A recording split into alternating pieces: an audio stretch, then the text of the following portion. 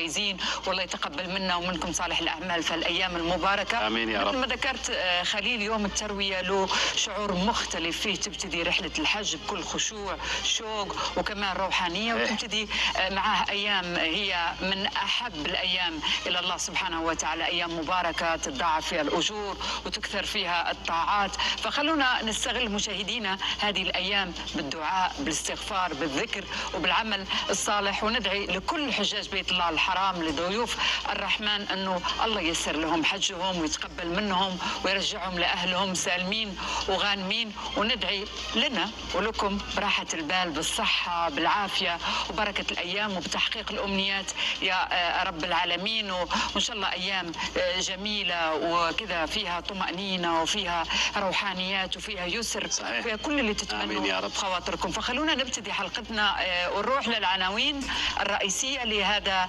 الصباح. يلا.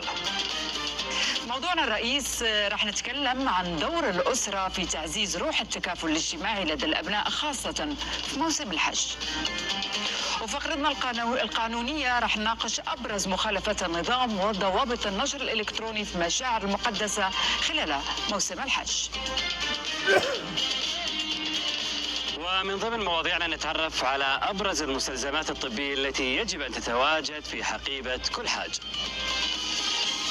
أيضا راح نسلط الضوء على جاهزية منظومة النقل لخدمة ضيوف الرحمن خلال موسم الحج.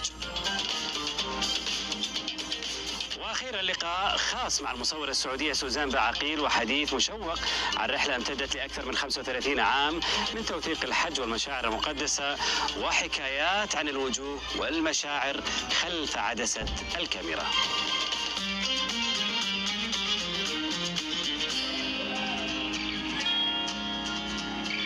صباح الورد ويا هلا وسهلا فيكم من جديد، ونتمنى انكم تستمتعوا معنا في حلقتنا هذا الصباح، مواضيعنا وفقراتنا المتنوعه. طبعا في مثل هذه الايام الفضيله ومع مواسم الخير وموسم الحج تحديدا تكون فرص العطاء والاجر مضاعفه، والكل يتسابق لخدمه ضيوف الرحمن، سواء بجهد، بكلمه طيبه او مساعده بسيطه يمكن تصنع فرق مره كبير. وموسم الحج هو مو بس عباده وشعائر، هو فرصه كبيره وعظيمه نعلم فيها ابنائنا اجمل قيم الرحمة، العطاء، وحب خدمة الآخرين، والشعور بالمسؤولية تجاه المجتمع. ومن هنا يجي دورنا في تعزيز هالقيم داخل أسرنا، مجتمعنا، وغرس حب الخير والعطاء في أبنائنا حتى يكبرون وهم مؤمنين أن المجتمع القوي يبدأ من التعاون، وأن الخير مهما كان بسيط أو بسيط يقدر يصنع فرق مرة كبير. والحقيقة مشاهدينا أن التربية على التكافل ما تبتدي بالكلام، هي تبتدي لما يشوف الطفل أهله يتطوعون، يساعدون، يبتسمون في وجه الناس ويقدرون تعبهم، وهنا يتعلمون المعنى الحقيقي للعطاء. وموسم الحج خليل يمكن فرصة كبيرة نزرع بقلب أطفالنا أنه خدمة الآخرين شرف ومسؤولية إنسانية.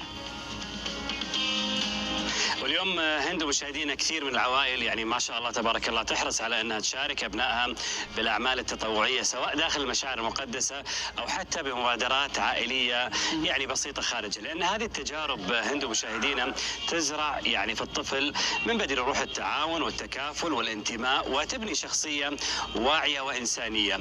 وعشان كذا يعني احنا نقول في حلقه اليوم نتكلم عن كيف نعزز ابنائنا او عند ابنائنا قيم التعاون والتكافل الاجتماعي، وكيف نخلي مواسم الخير مثل الحج فرصة تربوية جميلة داخل الأسرة. فأتمنى تتابعون الحلقة اليوم حتى نتكلم عن هذا